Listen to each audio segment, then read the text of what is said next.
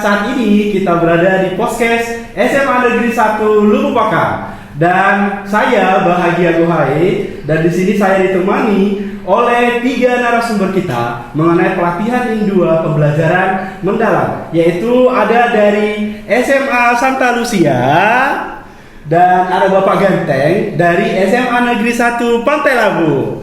Dan yang tidak kalah gantengnya ada dari SMA Prima Tembung. Oke, kita akan mendengarkan ini apa sih praktek baik dari sekolah-sekolah mereka dan program unggulan mereka yang sudah mereka terapkan di sekolah. Oke, langsung saja ya guys, kita ke SMA Santa Lucia. Bu, kira-kira apa sih program unggulan Ibu di sekolah? Program Pendam. Pendam ya Bu, judulnya Pendam. Iya. Oke. Pembelajaran mendalam. Pembelajaran mendalam. Kalau dari SMA Negeri 1 Pantai Labu? Literasi budaya. Literasi budaya ya Pak. Literasi budaya. Dari SMA Prima Tembung? Kalau kami penguasa digi.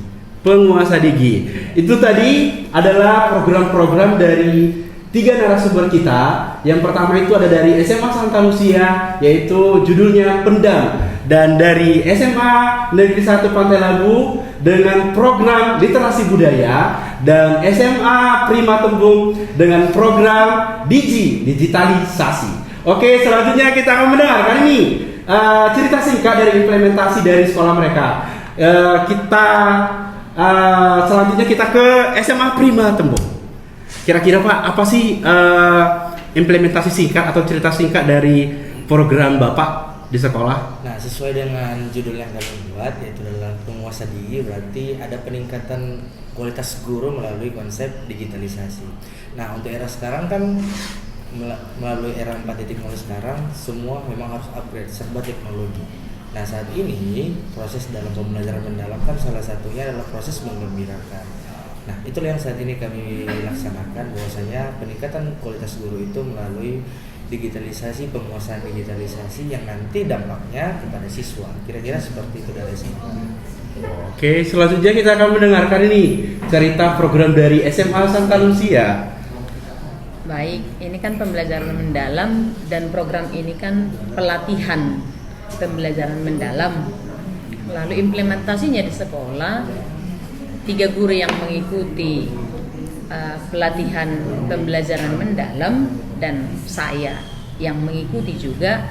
Kami berbagi informasi yang kami dapat dalam pelatihan kepada rekan-rekan guru di sekolah supaya pembelajaran mendalam ini memang bisa diimplementasikan oleh Bapak dan Ibu guru secara menyeluruh, karena orientasinya kan 8 dimensi profil lulusan, lalu prosesnya adalah proses pembelajaran mendalam.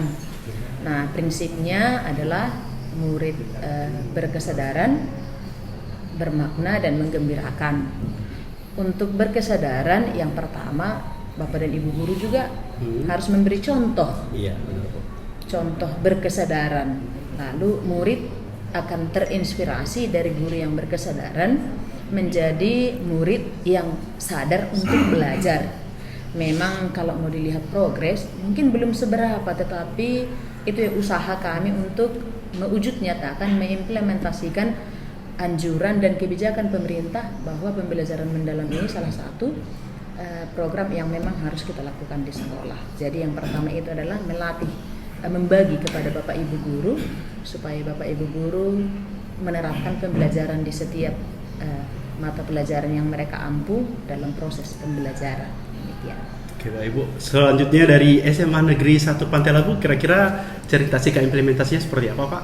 Dari tema kami kan literasi budaya, artinya kita mengenalkan kepada siswa tentang budaya-budaya lokal dan nasional yang bertujuan sebenarnya supaya mereka bangga dengan budaya kita di Indonesia, dengan bermacam ragam budaya yang mungkin kita lihat di zaman sekarang ini sudah mulai luntur.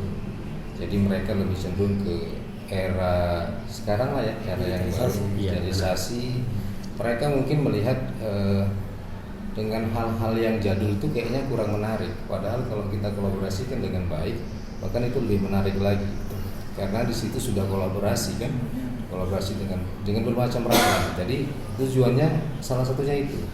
karena kita supaya siswa atau murid tersebut bisa saling menghargai antara suku dan agama. Jadi tidak ada kesenjangan antara yang lain dan mereka juga bisa beridentitas dengan baik. Itu sih. Oke Pak, kira-kira dari implementasi tersebut yang sudah diterapkan di sekolah, apa sih dampak dari program tersebut? Saya tanya aja langsung ya sama SMA Prima, Tembung. Nah, dampaknya pasti ada dua nih. Dampak ke guru, juga dan ke siswa.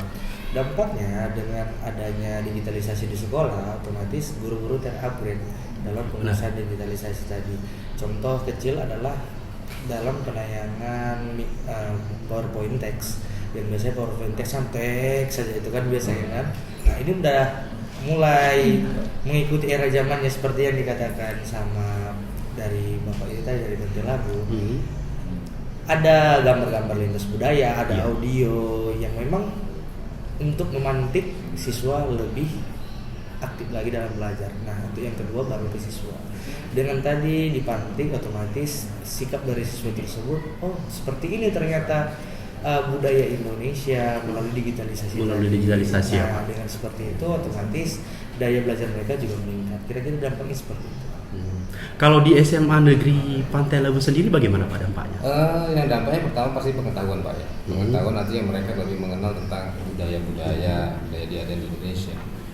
Kemudian sikap, artinya tadi saya bilang sikap mereka lebih bisa menghargai antar suku dan agama. Jadi lebih paham mereka seperti itu. Kemudian kreativitas atau keterampilan. Jadi mereka bisa mengeksplorasikan diri mereka dengan berbagai tarian, mungkin drama, ya kan, juga mungkin fashion show. Karena kemarin juga kami ada buat fashion show pada saat bulan bahasa. Saya juga terkejut karena yang tidak pernah terpikir di pikiran saya, temanya batik, tapi kreasinya lebih menarik gitu. Menarik ya Pak. Dengan bahan-bahan yang seadanya gitu kan. Jadi dengan begitu kita nampak kayaknya dampaknya nampak sekali nampak gitu sekali kan, ya Pak. Gitu ya. Kemudian mengajak mereka juga tentang berpikir kritis, artinya mereka berpikir bagaimana hal-hal yang lama itu bisa dikolaborasikan dengan baik. Gitu. Oke, selanjutnya kita akan mendengarkan nih dampak dari program dari SMA Santa Lucia. Kira-kira apa Bu dampaknya? Kalau mau menyambung dari Bapak berdua, digitalisasi itu kan juga merupakan bagian dari program pembelajaran mendalam. Benar. Nah, guru-guru di tempat saya kan masih tergolong muda, bahkan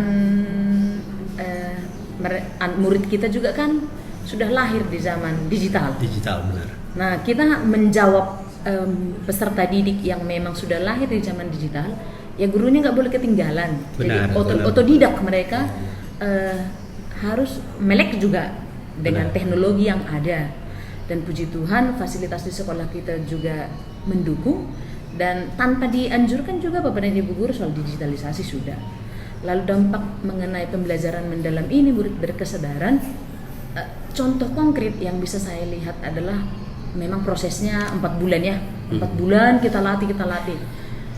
Dampak yang pertama itu misalnya yang betul kulihat itu, murid membaca non teks, non pembelajaran, non mata pelajaran itu di waktu luangnya. Ya memang belum 100%, tetapi sudah ada tanda-tanda terang yang bisa saya syukuri, banggakan. Nah, berikutnya para murid kelas 12 ini setelah melihat hasil tryout TKA-nya kali lalu mereka minta kepada saya mau belajar mandiri. Saya sebenarnya awalnya agak khawatir, betul ini atau enggak begitu. Mereka meminta kepada saya Chromebook sekolah karena memang di sekolah kami tidak diizinkan membawa HP kecuali ada mata pelajaran tertentu yang memang mengharuskan untuk membawanya. Lalu saya amati bahwa memang mereka serius, bahkan tes sendiri begitu. Lalu kalau misalnya murid sudah mampu mencari tes untuk dirinya, ini kan indikasi bahwa sudah ada kesadaran. Benar. Gitu. Dan pada saat itu saya boleh berbangga begitu. Itu dampak yang dampak. Iya, sangat berdampak sekali ya Bapak Ibu dari program-program yang sudah dilaksanakan di sekolah. Nah, kira-kira ini apa sih tindak lanjut dari program tersebut? Nih, saya mau dengar ini dari Bapak SMA Negeri 1 Pantai Labu. Sudah pastinya kan pasti ada tindak lanjut ya Pak. Ah. Artinya setiap program yang kita laksanakan itu pasti ada kekurangan. Iya, benar. Dan kita perlu perbaiki. Dan rencana tindak lanjutnya yang pertama adalah kita tetap akan buat literasi budaya itu lebih kreatif lagi kan. Yang sebelumnya kita laksanakan itu mungkin keterlibatan antara siswa dan guru saja. Ya kan, kemudian ini kita juga mau keluar juga ada kemudian tentang di masyarakat juga kan, karena terus kita libatkan tentang, kemudian saya bilang ada juga di sana sanggar-sanggar budaya, sanggar tari, jadi kita juga perlu referensi dari mereka, jadi kita rangkul mereka, jadi mereka juga bisa memberikan masukan kepada siswa-siswa kita.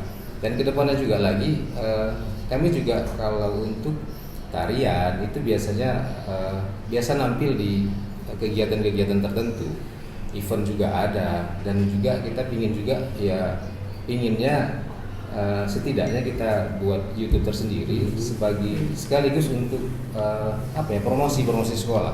Artinya ada yang dilihat dari keunggulan sekolah tersebut. Jadi biar lebih menarik lagi, keunggulan di sini seperti apa gitu kan, dan mengenal dengan budayanya. Itu mungkin saja. Oke, dari SMA Prima Tembung, kira-kira tindak lanjut dari program tersebut apa sih Pak?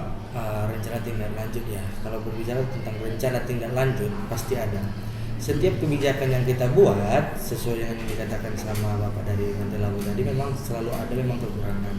Dan inilah proses perbaikan tadi.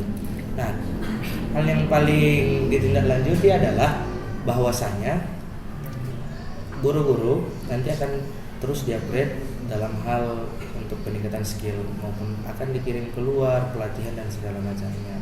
Dan kemudian rencana tindak lanjutnya adalah adanya kolaborasi, karena di sini kan saya lihat masih kekurangan kolaborasi antara guru mata pelajaran yang lainnya. Nah, nanti dari kolaborasi guru, begitu juga dengan kolaborasi tingkat usia juga, karena kan sesuai yang dibilangkan oleh ibu ini juga bahwasanya masih banyak juga guru-guru yang baru yang bisa mengajari guru-guru yang udah lebih tua lagi. Nah, kira-kira seperti itu.